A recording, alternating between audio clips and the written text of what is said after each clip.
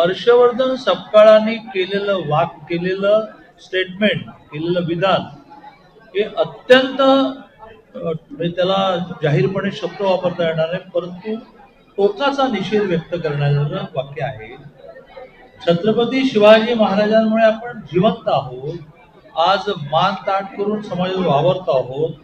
कवी असं म्हणतात की काशी जाती गया जाती मथुरा मस्जिद होती, अगर एक शिवाना होता तो सुन्नत सबकी होती.